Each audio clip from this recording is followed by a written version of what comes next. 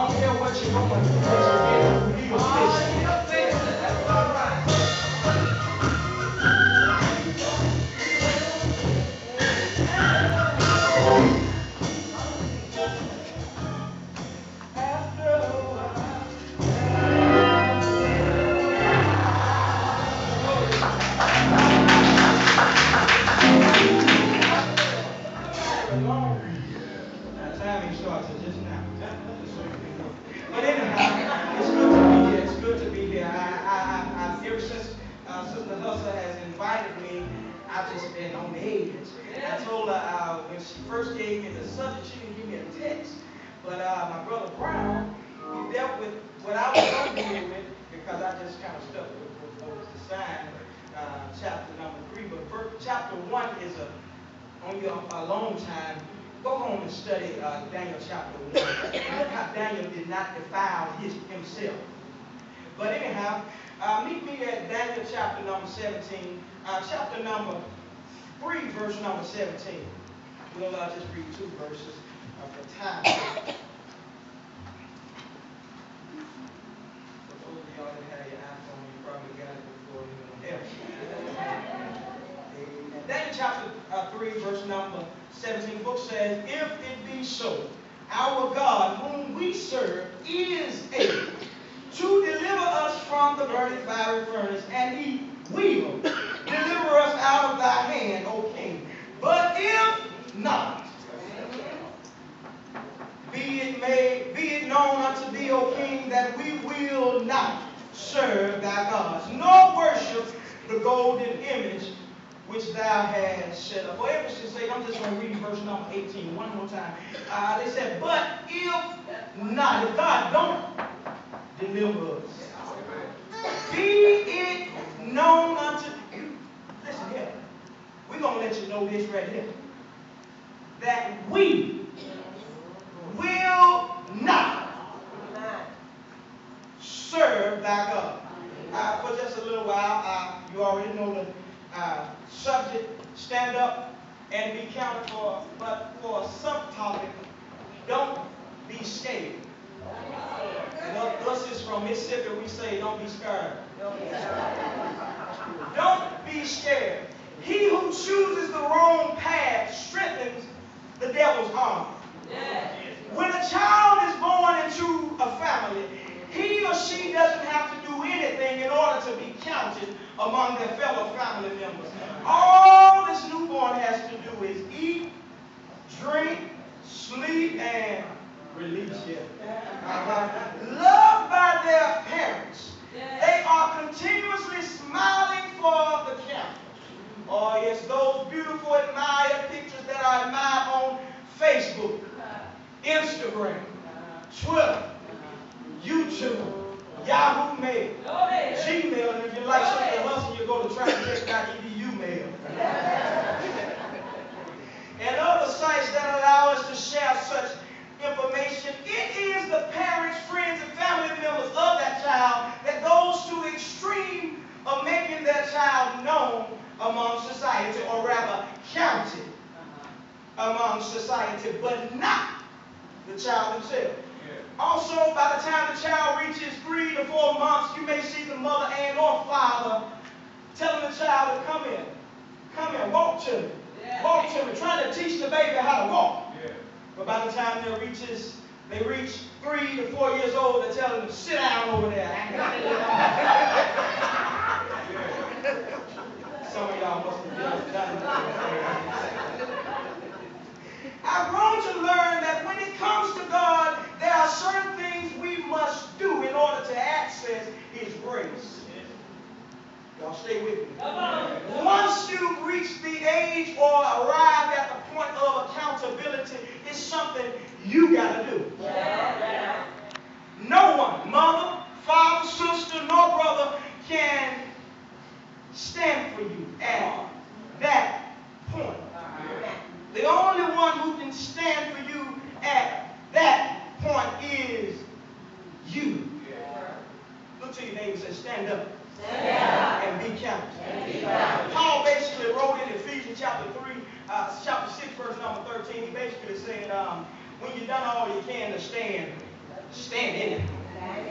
When you even felt like giving up, stand. Pastor, when church members were short on Sunday, when the offering came up a little shy, stand up and be counted. I ain't come here to preach for real, but I just came to give you a little snippet of God's word. And we're going to let the Holy Spirit. See, I want to let you know, what if Noah did not stand? The life of mankind would not be no more. What if Moses did not stand? The children of Israel would have never made it across the Red Sea. What if Job did not stand? He would have never experienced the blessings from God. What if Rahab did not stand? She would have never been saved. What if Isaiah did not stand? He would have never seen the Lord. What if John did not stand? He would have never saw the revelation from Christ. What if Saul did not stand? He would have never heard the voice from Jesus and been converted into Paul. What if Virgin Mary did not stand? Our Savior Jesus Christ would not be alive. And what if Jesus did not stand? Our chance to receive God's grace and eternal life would not be so. To your neighbor says, stand up and be counted. God equipped my hands to fight, but He gave me an armor to stand. I don't have to fight the battle and we don't have to fight this battle because the battle's not ours anyhow. It is the Lord. And it's time for a change. It's time for a change, and change begins with us. Thank those who came along from Rutledge Avenue Church of Christ to just be a part. No, if you don't mind, just stand to your feet. Amen. And any other young person, if you're from the age of walking to 32, stand to your feet. Stand to your feet. I see some young people in the house. Yeah. Give them a hand. That's what this thing is all about. That's what this thing is all about. And it's time for a change. And change begins with me. Yesterday is gone. Tomorrow isn't promised. All we have is right now. So you ought to live today like your last. I'm asking you to do two things for me on this afternoon. Stand up for this generation and stand up for God. First of all, we need to stand up for this generation. We are living in what is known as the lost generation. I discovered from BlackYouthProject.com in 2008, there were 2,947 children, adolescents, teens to die from gun violence in the United States. And in 2009, there were 2,793 who died in the United States, for a total of 5,740. Statistics says that that's one child or teen to die every 3 hours. One teen or child to die every 8 days. 55 every week for 2 years. 6 times as many of those children and teens, 34,387, suffered non-fatal gun injuries and deaths in 2008 and 9. This is equal to one child or teen every 31 minutes, 47 every day, 331 children and teens every. I don't know if the obituary, the newspaper can hold 330. I don't know. They might roll over till you go on the internet and look it up. If they have 331 to die in 1 week in the city of Charleston. Look, that's mind-blowing. And as I kept reading, I ran across Devin Kentrell of Portsmouth, Virginia, and he said on January the 31st, this is why we must stop being stuck on who we don't like, or the fact they do not like us. So what? Fight for the future, our youth. Not the number of folk who attend our program or the lack thereof. Who likes your car or your shoes? Who cares? Our children needs us. Young people, it's time for us to stand up and be counted. I'm going to ask my fellow comrades to just join me up here. You too, my brother.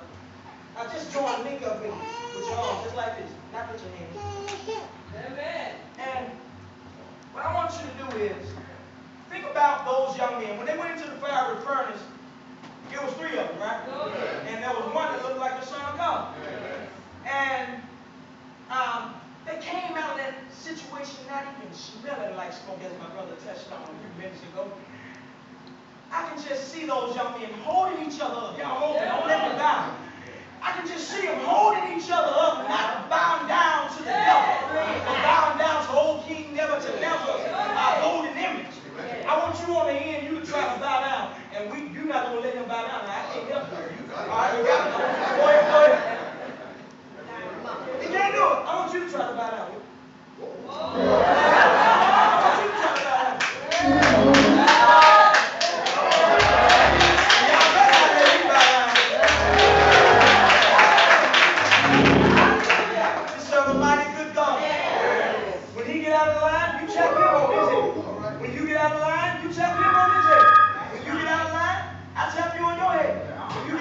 You tap you on your head. When I get out of line, all y'all tap me on my head.